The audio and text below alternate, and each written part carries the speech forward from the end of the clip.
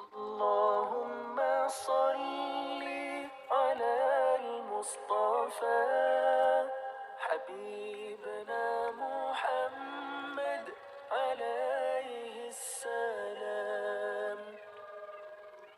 La ilaha illallah, la ilaha illallah, la ilaha illallah Muhammadur Rasulullah. Riwayat Imam Muslim dan imam-imam yang lain. Dari Sayyidina Abu Hurairah radhiyallahu anhu, Baginda Muhammad SAW bersabda, Allah Azza wa Jalla berkata. Jadi hadis itu ada dua. Hadis yang merupakan ucapan, ketetapan, ataupun perbuatan Nabi Muhammad SAW. Ada juga hadis yang sebetulnya itu ucapannya Allah Ta'ala. Ya, ucapannya Allah Ta'ala. Tetapi bukan Al-Quran. Yang Rasul menyampaikan langsung kepada kita, ini Allah yang berkata. Gitu. Walaupun sejatinya semua ucapan Nabi SAW adalah ucapannya Allah. Kenapa? Wa ma yantiqu 'anil hawa. Karena baginda Muhammad SAW dalam Al-Quran dikatakan tidak pernah berbicara dari hawa nafsunya. Melainkan semua yang diucapkan Nabi, wahyun yuha. Adalah wahyu dari Allah Subhanahu wa Ta'ala. Maka hadis yang sebetulnya ucapannya Allah tapi disampaikan Nabi SAW itu disebut hadis qudsi. Nah, ini termasuk hadis qudsi yang diriwayatkan oleh Imam Muslim. Yaqulullah Azza wa Jal. Allah Azza wa Jal berkata, Ana 'inda dhanni 'abdi bi. Aku sesuai prasangka hambaku. Prakata hadisnya seperti ini. Ini penting untuk kita rasakan dulu biar kita bisa paham keseluruhan hadis.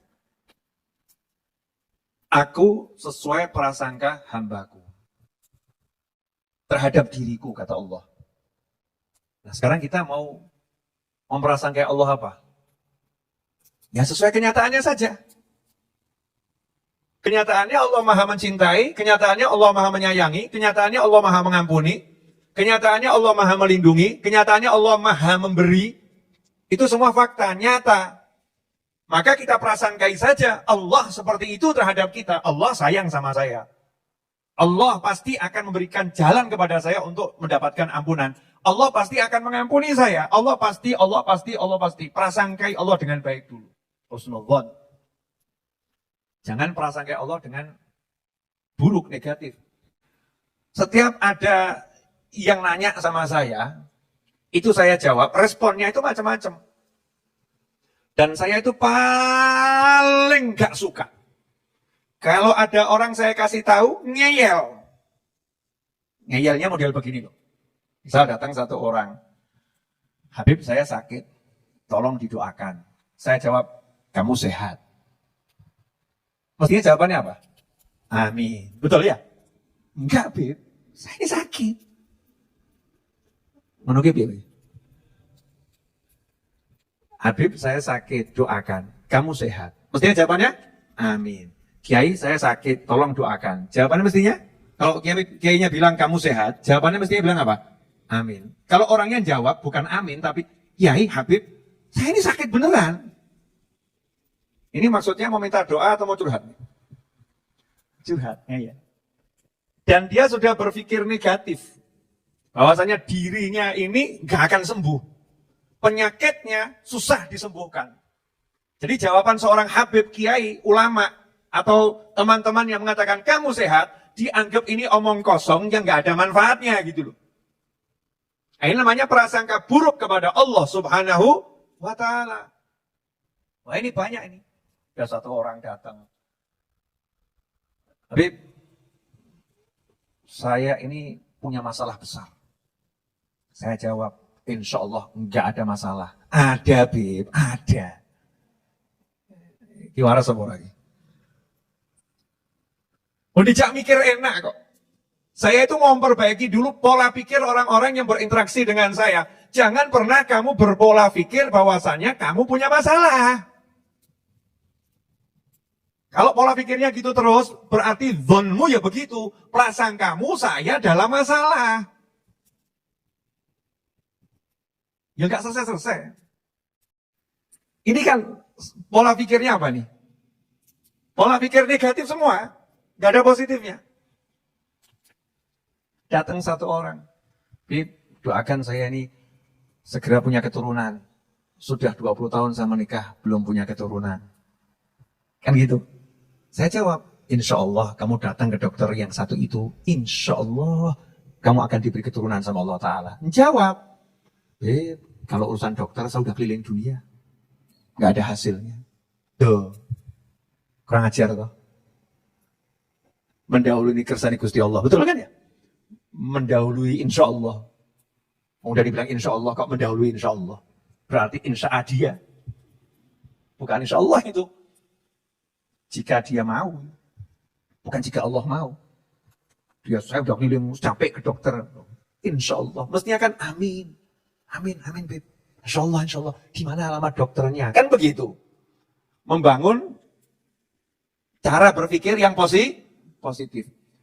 Nah, ini dalam kehidupan ini banyak teman-teman saya sesama muslim yang pola pikirnya itu nggak bisa positif gitu loh. Kena masalah sedikit, hidupnya merasa hancur.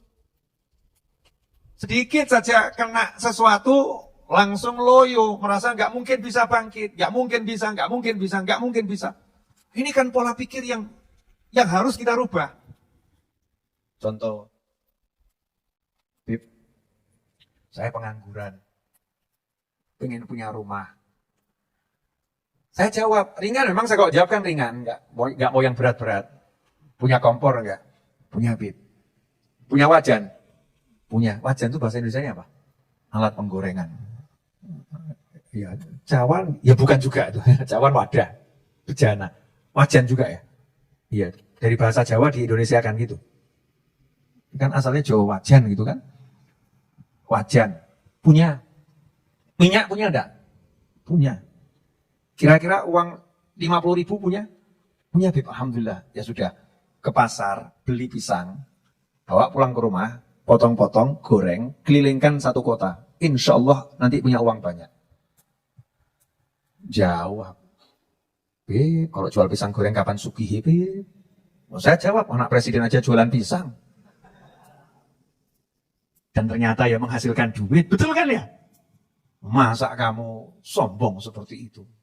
Dahului kersane Gusti Allah. Ini kan nggak beres ini pola pikirnya. Menganggap kalau jualan pisang nggak bisa sugih. Padahal itu Noto Suman tuh yang sugih-sugih jualan serabi. Serabi Noto Suman. Di Jogja itu banyak orang sugih gara-gara jual gudeg. Betul ya? Iya. Ada di Indonesia ini banyak orang sugih gara-gara jualan bebek goreng. Bebek goreng. Kan gampang tuh bebek digoreng. Selesai. Ya disembelih dulu. Jangan langsung hidup digoreng. Nah coba kamu. Sembelih dulu. Syar'i, goreng. Kalau pola pikirnya kerjaan ini tidak akan bisa membuat aku kaya, ya wis melarat, sudah miskin sebelum bekerja. Kenapa begitu? Ana indal dhanni 'abdi bi. Aku sesuai prasangka hambaku. Lah mikirmu ngono ya ngono. Makanya kalau ketemu orang-orang soleh itu, ini ya, ini mahal nih, rungokno nih, larang. Assalamualaikum, Yai, Habib, Ustadz. Waalaikumsalam warahmatullahi wabarakatuh. Doakan Yai, saya pengen nikah, jodohnya belum ada nih, nggak datang-datang. Yainya jawab, insya Allah besok kamu nikah. Jawab, kok besok toh Yai, tahun ini aja belum tentu kok. Itu jadinya adalah, ya wis, ya itu. Nggak besok, nggak tahun ini. Karena apa? Karena kamu sudah ngomong sendiri kepada Allah Ta'ala. Aku prasangkai, hari ini aku nggak nikah, besok nggak nikah, tahun ini nggak nikah. Maka Allah mengiyakan, yowis, selesai. Berarti ucapan ini ngeri atau nggak ngeri? Ngeri.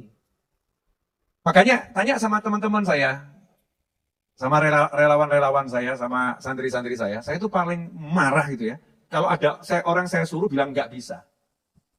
Oh tajak gelut itu. Ya gelut dalam tanda kutip, ya orang gelut kan mesti kalah aku tua kok ya.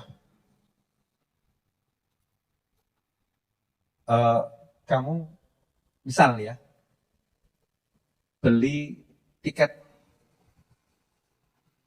Gak ada, Bib. Gak mungkin dapat.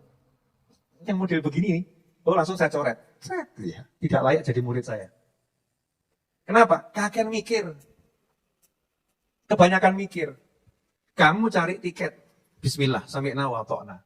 Nanti kalau udah keliling tutup kabeh baru laporan. Tutup, Bib. Kan betul gitu. Tapi pola pikirnya adalah insya Allah ada yang buka. Pola pikirnya harus betul dulu. Dulu saya kalau guru saya ngomong sesuatu, saya nggak pernah ngomong nggak bisa. Nggak pernah ngomong nggak bisa. Saya masih ingat ketika guru saya ngomong ke saya, Novel beli mobil ya. Nah, wong saya itu uang 1 juta aja nggak punya kok. Guru saya bilang beli mobil ya. Itu guru saya ngomong begitu sambil bawa brosur. Saya masih ingat itu. Sebelum makan siang ada sales dari Semanggi sini ke tempat rumah guru saya, pengen ketemu. Ditemuin tuh sama guru saya. Anak muda gitu. Nawarkan mbak brosur jualan mobil, sales waktu itu. Ya terima kasih. Kemudian guru saya ngomong, Novel nanti beli mobil ya, sambil nunjukkan gitu. Ya coba kalau kamu. Setelah batin ngeledek ini. Oh, sepeda motor aja pinjem kok. Suruh beli mobil. Jawaban saya langsung, siap amin, insya Allah gitu. Siap amin, insya Allah. Langsung saya prasangkai, wah aku mah duwe mobil. Saya akan punya mobil. Nah, sekarang teman saya Mas Hanata tuh bingung. Bolak-balik saya jual beli mobil. Beli, jual, beli, jual, beli, jual. Sesuai kebutuhan, kalau pas nggak punya duit, jual. Ya, punya, beli, lagi. Majelisnya butuh duit, mobilnya dijual. Nanti punya duit, belilah lagi. Nah, orang yang nggak paham prasangka baik sama Habib Novel, alhamdulillah, Habib Novel sugih pol. Kenapa? Mobilnya gonta-ganti. Tetap bagus. Kecuali yang paham. Nah, ikhwani rahimakumullah. Saya prasangkai yang baik ucapan guru saya, nggak pernah saya mikir yang jelek. Saya mikir jelek. Dan saya paling marah gitu. Kalau orang dikasih tahu yang baik, kok jawabannya nggak bisa seperti itu, nggak mungkin. Jadi kamus kata nggak mungkin, nggak bisa tuh, kalau interaksi sama saya harus dicoret. Coret, nggak ada kamus nggak mungkin, nggak bisa, nggak mungkin, nggak bisa, coret. Ya semalam juga terjadi seperti itu. Nggak bisa, Beb. Tapi Habib coba, siapa tahu bisa. Oh dalam kamus saya nggak ada nggak bisa. Tak coba bener, bisa. Setelah itu langsung orangnya ke toilet. Teman saya gitu ya. Ya langsung mulus gitu. Wah ternyata bisa nih. Kalah sama Habibnya dia. Jangan pernah memprasangkai Allah dengan hal yang buruk. Jangan pernah memprasangkai dirimu dengan hal yang buruk. Termasuk prasangka buruk sama Allah itu memprasangkai diri kita dengan hal yang buruk. Jangan. Dan jangan pernah memprasangkai orang lain dengan hal yang buruk. Selalu menanamkan prasangka yang baik, situasinya seperti apapun. Kondisinya seperti apapun, prasangka yang baik. Meskipun udah langit runtuh, bumi terbelah, ya. Secara teori nggak mungkin selamat, mikir selamat gitu loh. Jangan mikir, mati, remuk. Jelek lagi mikirnya. Optimis. Itu memang harus gitu. Hasil nggak ngurus. Prosesnya benar, hasil nggak ngurus. Yang penting prosesnya tidak salah secara syariat. Kemudian dilanjutkan oleh Allah Ta'ala, wa ana ma'uh. Kalau bahasa hadrobotnya gitu, wa ana ma'uh. Ya, tapi kalau bahasa fusahnya, wa ana ma'ahu. Wa ana ma'ah.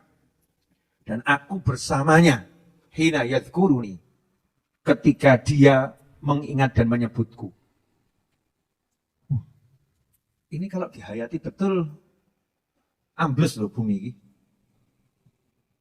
Remuk itu, hati itu. Allah bersamamu kalau kamu ingat Allah.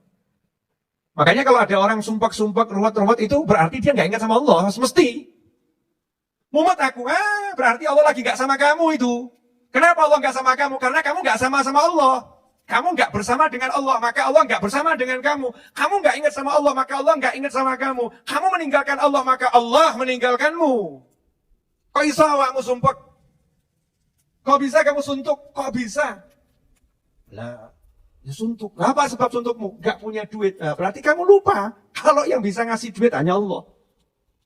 Makanya kan sabda Nabi, la haula wala quwata illa billah, obat untuk 99 penyakit yang paling kecil alham. Sumpek suntuk itu penyakit paling kecil yang disembuhkan dengan la haula wala quwata illa billah. Jadi kalau sumpek itu datang, musirnya gampang. La haula wala quwata illa billah. Ruwet la haula wala quwata illa billah. Enggak ada duit la haula wala quwata illa billah. Jodohmu angel la haula wala quwata illa billah. Saya ngomong sopo gitu loh ya. La haula wala quwata illa billah. Hanya Allah yang bisa. Enggak ada yang lain. Kamu bakal begini, la haula wala quwata illa billah. Hanya Allah yang bisa, enggak ada yang lain. La haula wala quwata illa billah. Terus yakinkan itu, kuatkan itu. Maka saat itulah Allah bersama kita, waktu kita ingat sama Allah. Allah bersama kita artinya apa? Malaikat-malaikatnya Allah bersama kita. Junudullah. Ya, junudullah itu bersama kita.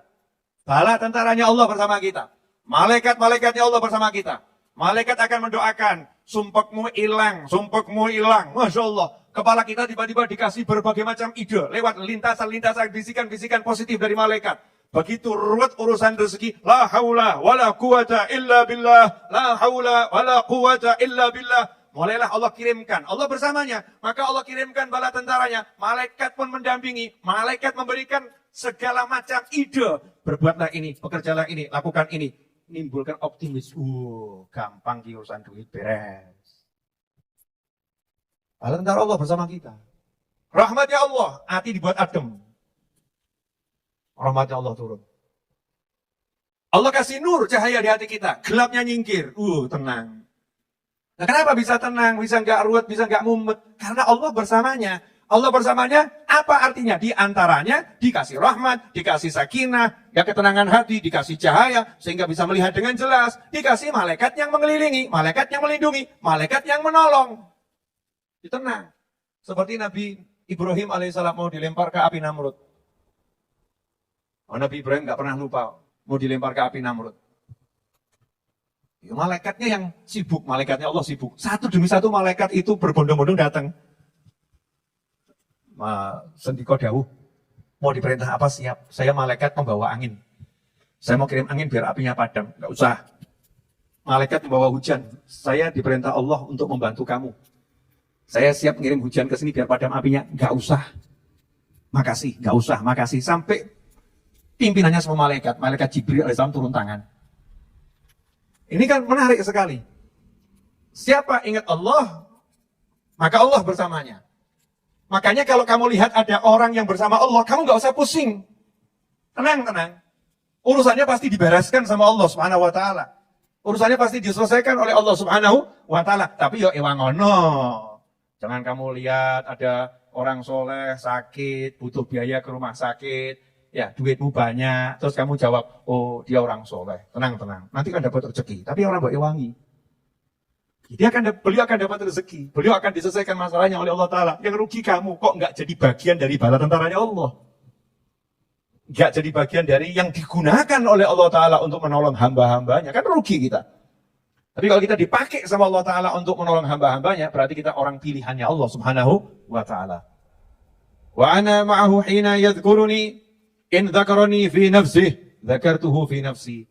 Kalau dia itu ingat saya sendirian, dalam hatinya, gak ada orang yang tahu, gak di hadapan orang banyak. Kata Allah, aku juga akan ingat dia di dalam diriku. Diingat sama Allah loh. Ingat, diingat. Kalau dia mengingat aku, wa in dzakarani fi malain. Kalau dia mengingat aku di hadapan orang banyak, misalnya di pasar, la ilaha illallah, wahdahu la syarikalah, lahul mulku walul hamdu yuhyi wa yumiitu hayyun la yamut biyadil khair wa huwa ala kulli syai'in qadir. Dia baca 3 kali dengan suara keras. Kan di hadapan orang banyak, zikir bil jahr. Baik dia sendiri maupun berjamaah. Ini hadis termasuk dalil bolehnya zikir dengan suara keras di hadapan orang banyak. Atau zikir berjamaah bersama orang banyak. Hadisnya sahih, riwayat Imam Muslim dan yang lain. Kalau dia memang menyebut aku di hadap kelompok masyarakat, kelompok orang-orang. Berarti kalau ada satu orang nyebut di kelompok orang, berarti orang ini kan diizinkan berzikir dengan suara keras di hadapan orang lain. Yang satu juga diizinkan berzikir di hadapan keras di hadapan orang lain. Yang satu diizinkan berzikir keras di hadapan orang lain. Ya, yang diizinkan ini bersama-sama, yuk kita zikiran keras di hadapan orang lain. Akhirnya zikirnya berjamaah. La ilaha illallah, la ilaha illallah, berjamaah itu. Maka Allah bilang, saya akan juga sebut-sebut dia di hadapan perkumpulan yang lebih baik dari perkumpulannya. Perkumpulan malaikat-malaikat yang besar, malaikat senior. Disebut-sebut sama Allah Ta'ala. Ini fulan, ini lagi nyebut aku nih. Ingat-ingat aku di majelisnya, di pasarnya, di suronya, di langgarnya. Disebut. Nah bayangkan kita di bumi, nama kita disebut di langit yang paling tinggi. Masya Allah. Sayangnya Allah pada hambanya. Disebut di langit yang paling tinggi. Jadi jasadnya masih di bumi, namanya sudah di langit. Seperti Sayyidina Bilal radhiyallahu anhu. Orangnya masih di bumi, iya, tapi ternyata orangnya udah di surga. Udah jalan-jalan di sana. Kemudian lanjutan hadits ini, wa in taqarraba minni shibran. Di riwayat yang lain, zira'an ilayya. Wa in taqarraba minni shibran, taqarrabtu ilayhi zira'an. Wa in taqarraba ilayya zira'an, taqarrabtu minhu ba'an. Wa in atani yamshi ataituhu harwalatan. Jika dia mendekat kepadaku sejengkal ini, maka aku mendekat kepadanya selengan. Kalau dia mendekat kepadaku selengan, maka aku mendekat kepadanya ba'an. Ba'an ini dua tangan kita bentangkan. Dari ujung jari sampai ujung jari, ba'an. Jika dia mendekat kepadaku dengan berjalan kaki, maka aku akan berlari menghampirinya. Berlari kecil menghampirinya. Jangan salah mengartikan hadits ini ya. Ini bukan menyamakan Allah dengan makhluk. Bukan tasbih ya. Bukan menyamakan Allah dengan makhluk. Maha suci Allah dari menyerupai makhluk. Tetapi ini adalah permisalan yang Allah berikan. Permisalan. Permisalan untuk apa? Mendekatkan pada pemahaman. Kalau ada orang itu mau mendekat kepada Allah sejengkal. Artinya, yo males pol gitu loh. Kitanya males pol. Mau mendekat, tapi masih malesnya luar biasa. Malas, dengan malas mau mendekat pada Allah Subhanahu wa Ta'ala. Maka Allah akan melipat gandakan pahalanya. Yang segini, jadi segini. Rahmatnya, ampunannya, diganti sama Allah tuh 3 kali lipat. Ini kan yang selengan, ini kan 3 kali lipatnya. Nih, Shibron. Kalau ternyata dia selengan, Allah akan mendekat kepadanya 3 kali lipat lagi. 1, 2, 3. Ini karena pakai bahasa tubuh. Ukuran-ukuran yang dipahami orang Arab di masa itu. Karena kalau pakai meteran kan nggak mudeng, berapa meter gitu. Pakainya bahasa tubuh. Kalau ternyata dia mendatangiku dengan berjalan, aku mendatanginya dengan berlari. Artinya apa? Artinya ampunannya Allah itu lebih cepat daripada kita minta ampun. Allahumma gfirli. Wes, diampuni. Ya Allah, beri saya rahmat. Sudah dari rahmati. Datangnya rahmatnya Allah lebih cepat dari permintaanmu untuk minta rahmat. Datangnya ampunannya Allah lebih cepat daripada permintaanmu untuk minta ampun. Datangnya pertolongan Allah lebih cepat daripada permintaanmu minta tolong. Nah, cuman kadang-kadang kita ini yang menganggap makna pertolongan Allah itu kan beda-beda. Ya, katanya saya kalau minta tolong sama Allah ditolong. Tapi ternyata kok hutang saya nggak selesai-selesai. Ya, makna pertolongan Allah ini apa? Itu dibahas di pelajaran khusus, bukan malam hari ini. Ya, bukan malam hari ini. Nah, sampai titik ini, mudah-mudahan cukup bisa dipahami bagaimana Allah itu lebih mendekat kepada hambanya ketimbang hamba itu mendekat pada Allah. Saya mau kasih ini mudah-mudahan bisa dirasakan. Kalau ada pekerja pengangguran,